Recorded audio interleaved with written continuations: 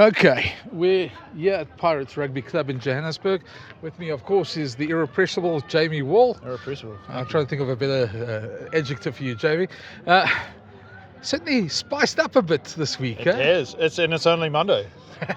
It's great. We've got some great stuff out of both coaches today, didn't we? Well, let's start because Gavin and I did a chat a bit earlier on the thing about the Springbok press conference.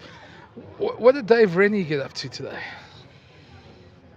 Well, in typical diplomatic All Black fashion, he sort of danced around a few things while sort of making a few inroads into a couple of narratives, if that makes sense. It's, just hinted at a few things, and without wanting to frame them up as excuses.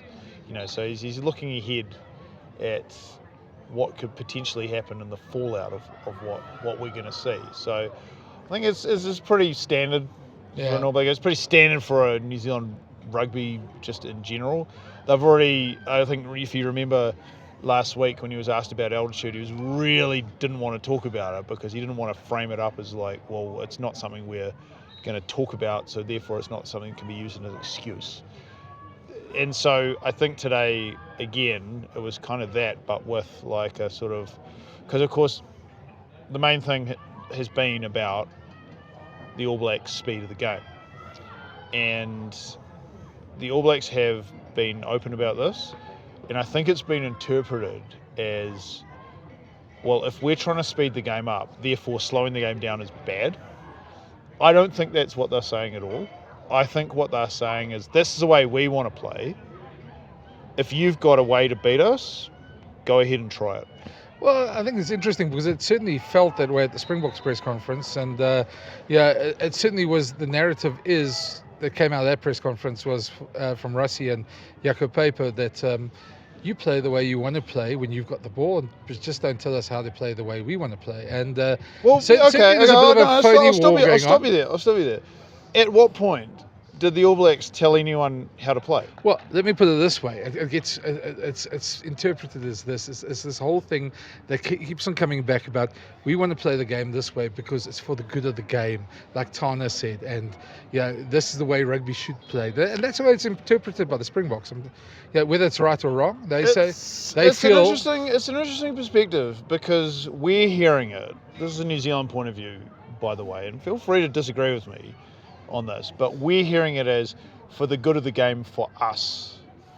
There's a lot of chat about the state of the game in New Zealand, the health of the game. It's a constant narrative in our media, and its ability to engage fans, to get people watching it, to get people to go to games. I don't know if you've seen games in New Zealand, but attendances, anything other than the All Blacks, attendances are a serious issue in New Zealand. And so what I'm hearing that as, and no problem at all with people hearing it the other way because I get it, is that what I'm hearing it is for the good of the game in New Zealand because we have something that you guys don't have, and that's Rugby League. Yeah.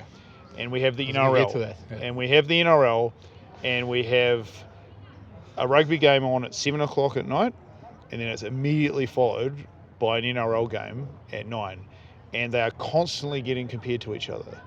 And so when these guys come out and say, for the sake of the game, what they mean is for the sake of engaging viewers in New Zealand and in Australia. And so I understand that people would sort of hear that sort of stuff and say, you're just having a pop at our way of playing, because the Springboks have a very defined way of playing, and it's not new either, is it? It goes back, and the annoying thing for me is that this is what actually makes this greatest rivalry really special, is that it's a styles clash. It's a boxing match between two guys who are coming in with completely different ways, like a knockout artist versus a guy who's going to wear a guy down and win on points, and you want to see which way's better. It's always been like that, going all the way back. And so that's my take on it. And, I don't want to get too fucking high and mighty on the whole thing. But I think that some people out there probably just maybe just need to understand like the way that we're seeing this. Yeah. Well, look, this is one of the reasons why I do a chat like this, is because it's good to get the other side, and not just to accept one narrative as the thing. Just Jamie, though, I mean, but from our point of view, sitting here in South Africa, we've heard it for years. Unfortunately, we've heard that South Africa is playing anti-rugby. We've heard that in the past. We've heard that all we have is a scrum and a maul, and nothing else. And I think any other time, we would have probably said, okay, fine, clash of styles. But I think at the moment with Tony Brown, the Boks are scoring, they scored 2024, they scored 57 tries. They're scoring 5.5 tries on average per game. They certainly aren't a 10-man rugby team anymore. They were in the past. There have been times that they're very guilty of that. And they certainly aside that what they haven't lost is that they haven't lost the set piece. The set piece is still their strength. And we've had conversations over beers about whether the scrum, how it's seen in New Zealand and how it's seen philosophically in South Africa. And we'll probably still have a chat on camera before this tour is over about that scrum. But certainly the set piece is still a strength in South Africa. And it just sometimes feels that, look, it's definitely a phony war that's going on. There's definitely the Cold War or whatever, phony war, whatever you want to call it. Coaches are trying to score points before the time, and we expected that to happen. It makes it rather interesting at this moment. Yeah, but that's what I mean, though. Is it like, isn't this what makes this so, why we're so obsessed with this? You know, why True. We're here as New Zealanders. Like, we had a press conference today with Dave Rennie, and the rest of the New Zealand media contingent are arriving this week. There's 12 guys who come over from New Zealand for this. Like, this is how big a deal it is, and it fundamentally comes down to we're going to find out which way is better, because that's what Test match rugby is. And if it's not you guys, it's the English. You know, you talk about 10-man rugby and things. It's like, I don't think anyone in New Zealand is sitting there and saying, oh, the Springboks are a boring team who can't score points. I mean, look at what they did to the All Blacks in Wellington last year. You know, look at what they did to Wales. You know, like they can turn it on whenever they like. It's more about the dependence on the scrum, the dependence on a line out. But in saying that, that's almost hypocritical from us, because we're just as dependent on both. You saw that the other night at Loftus. Yeah. You saw how, if you looked over to myself and Liam Napier, how we sat back in our chairs and were like, ooh, after they won that first scrum penalty. Yeah. How we looked at each other again, ooh, after they won that second one on the line. You know, like, it's just as big a deal for us as well. It's just that, you know, the perception of New Zealand rugby is that we have to run the ball. If we don't, it's not an All Black team. If the All Blacks, I'll put it this way, if the All Blacks won the series 4-0 and it was just all penalties, like kicking penalties and scrums and just box kicking and everything, people in New Zealand wouldn't be happy about that. Yeah. See, I've had a bit of insight in this, some of the things that have obviously been said behind the scenes, and the All Blacks have pushed a lot for the ball in play thing, and which is a bit of it's a false flag to me in a way, because as Jaco Paper pointed out today in the press conference, the ball in play in the Argentina Springbok game, which you loved there at Crusaders in Durban with the 81 kicks, we were watching it together, that had 46 minutes ball in play. But I mean, it makes sense because the ball's up in the air the whole time. It's still in play technically. Yep, that's right. And you know, whereas they said the game against France last year had 32, so which is the better game? Those type of arguments. I mean, that you start splitting hairs and things like that. I think what we both want. And that's the fun thing about this, guys. I mean, there's a lot of banter online. There's a lot of you guys who send in comments. There's a lot of you guys who insult us, and there's a lot of guys who have very definitive views on things. But yeah, this is what rugby is about. Even though we're sitting here and we're having a bit of banter, at the end of the day, we both want to see a great Test match on Saturday. And whoever's stronger and handles the pressure well should win. The thing is that we could see a Test that ends 35-34, and it's a great Test.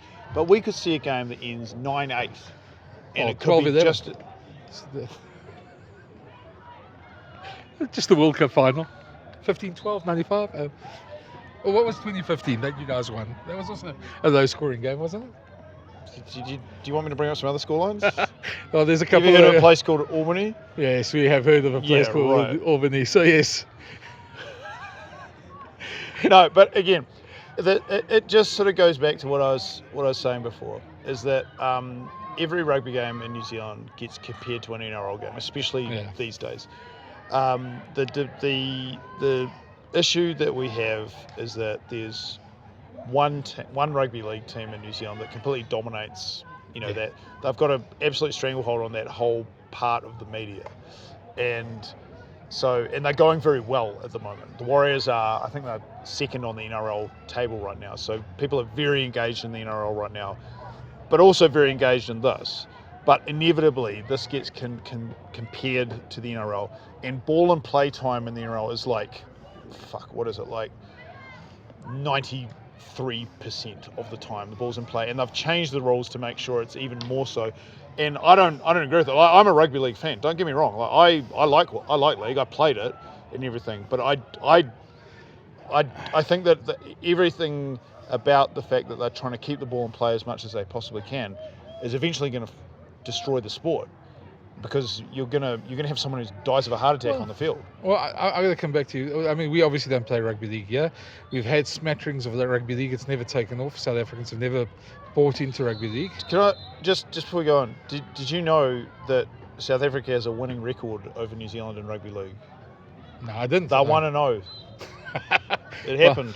Well, I've been to. Also another good fact for you. The rugby. So they were called the Springboks. They came to New Zealand in 1963. Okay. And they beat New Zealand in a really bad game, from what I can understand. There's no footage of it, but I've read the reports and it sounded pretty bad. They beat New Zealand 4-2, and they will also have the dubious distinction of being the first South African rugby team. It's the first South African sports team to come to New Zealand and face anti-apartheid protests. Okay, well, that's interesting. If you don't know there already, if you are a rugby historian, you like rugby history.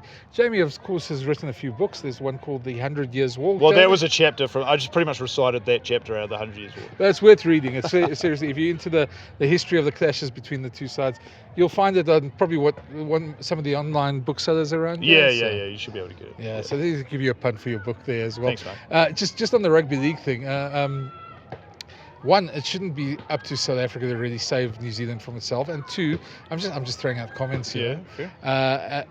The interesting thing for me is that we've had this discussion about the scrum, is that if we keep heading towards rugby league and closer and game time and at what point does it become where rugby and rugby league just merge eventually? Because I think that's the worry. We love the scrum. We love our big forwards. We love that part of the game. But it seems generally from a South African point of view, I've talked to a lot of South African coaches and they feel that game is under attack because people want to take the game for all sizes and shapes out of it and make it all these 13 hybrid guys who run into each other 5 times before they do anything.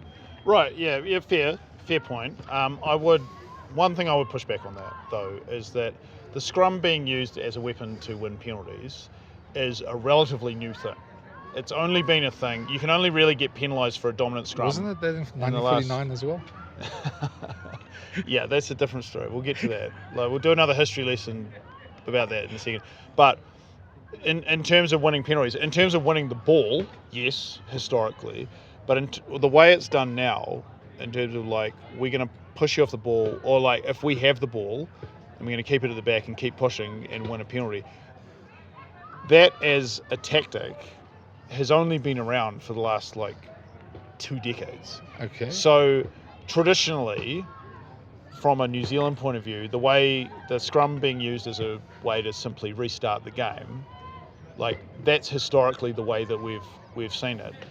I'm not saying that we don't look at it now as a weapon, because the All Blacks generally have a pretty good scrum. They do.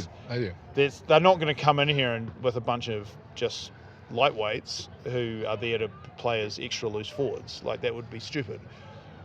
I guess what I'm trying to say is that the perception of New Zealanders trying to take the power away from the scrum is more based on what we saw rugby as during like its golden age, which as a generation goes on, so for me it's like the 1990s, right, in the early 2000s, and back then that's what scrums were. Yeah. I think as we grow up, like as we get older, then people are going to be more nostalgic about like, oh yeah, there's that massive scrum. But for me, growing up, that's not what scrums were about. Yeah, I think the counter I'd say to that, guys, is that the way any sport works, that if you do anything and it's within the laws and you get yourself an advantage, something that's within the laws, then there shouldn't be anything wrong with it.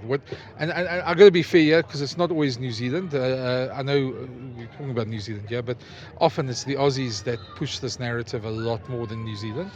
And I think you look at England and France are probably with South Africa on that one. They like a strong scrum. Yeah, but you take what I said about New Zealand and the issue with rugby league, and you take it to Australia. It's that times 100. Well, I mean, rugby's the constant evolution of the game is something that Australia is obviously very big on, because they're competing with 2 other football codes in their country, and I don't blame them for that. And the thing is like, I think rugby suffered for the Wallabies just struggling through the last 15, 20 years. Rugby would be better if Australia was very good at it, because it is such a massive market. Super Rugby Pacific would absolutely thrive if the Waratahs were good. Like that, the biggest crowd for a Super Rugby final ever was in Sydney. It's the biggest market that they've got. If you just think about it holistically, Australia being good at rugby is good for the sport. That's why there's a World Cup there next year, because they can just plonk it in there. They don't have to build any new stadiums because they've already got them. Yeah. They don't have to try and introduce the sport to people because it's already there. All of those games next year are going to sell out. World Rugby is going to make an absolute killing off this World Cup. Trust me, they will. And so as long as the Wallabies can just somehow get more relevant, and you saw what happened with just one result last year, that win at Ellis Park, is that it completely revitalised everything. Everything was on a massive high. And then they went and lost, what was it, fucking 10 in a row. Yeah. But they're all talking about that one game. So that's why this argument keeps coming up. Yeah. Well, I mean, look, you're very right about the infrastructure. Anybody who's been to Australia and watched any sort of sport there knows that it's an excellent place to host anything. And you're right, World Rugby is going to... And there's a different conversation about whether it's still affordable and whether rugby's moving away from the normal people to the elites. I suppose football's having the same conversation after the World Cup. But yeah, and I just one little comment about that. It's one of the reasons why World Rugby also was quite keen in giving Australia money in COVID times and basically saved Australian rugby. Yeah. Rugby is probably, I think, the 5th or 6th most popular sport because cricket and football's also... Well, yeah. I mean, for those who don't know, I mean, it's quite a complicated situation in Australia, given like the regionalisation of their sports. Cricket is the only really truly national sport that they have, and then of course New South Wales and Queensland are rugby league states. Victoria's an AFL. Victoria, South Australia, Western Australia are AFL states, but all those both sports still have presences in each other's territories, and they've been at each other for like 100 years, and I think it's a good environment for sports because there's this constant evolution of what they're doing, because they have to appeal to new fans, because that new fan is going to make a choice as to what they're going to watch. And it's why a while back the AFL decided to put a team in Sydney, which is a non-traditional market. It's why they decided to put a team in Brisbane. It's why the NRL put a team in Melbourne, which is non-traditional. It's why the NRL put a team in New Zealand as well. So in order to kind of understand why this constant theory of evolution, if I can call it that way, exists, is because of the same reason why the theory of evolution exists in nature. It's competition. Yeah. And you guys have a very unique situation here where, if I don't want to get into historical reasons as to why, but rugby is the main sport of the people with money. Yeah. Football is the main sport of the people who don't. Yeah. That's just how it is. In New Zealand, it's a truly national sport, and The only thing that sort of rivals it, like I said, is Australian cricket, where you have a national team that represents everybody, and they're under massive scrutiny. They're under as much scrutiny as the All Blacks, and that's just the way it is in our part of the world. Yeah. And if you can maybe sort of get your head around that, then you'd probably understand as to why the motivations are there for why we say things and why we're lobbying to do things. Now, I think the point being is just, I think we've got also one caveat here. When we go back to talking about speeding games up and things like that, I've got to point out that Dave Rennie wasn't at the shape of the game. He wasn't All Black coach then when these things were decided. So I suppose there is probably a bit of truth in the fact that they feel there's some stuff that should be changed that probably they can't change just at this moment. But I think we're going to probably end it off there because we could probably talk for hours, Jamie. And, I hope everyone enjoyed the history lesson. But if there's something you want me to ask Jamie, he's also on DSPN. That's his channel there in New Zealand. Have a look at that channel and go have a look at that. And if you haven't already, hit that subscribe button. Thumbs up. And if you've got some questions, I'll corner him later in the week and I'll have to buy him a beer, but that's beside the point. But you owe me one. We'll get to that soon. Okay. Anyway, Jamie, thanks. James, why do I call you That James? is my real name. Is that your real name? Yeah, it is. Hey, so you learn something new every day. Anyway, from Pirates, it's Jamie and Brendan. We'll chat to you guys soon. Cheers.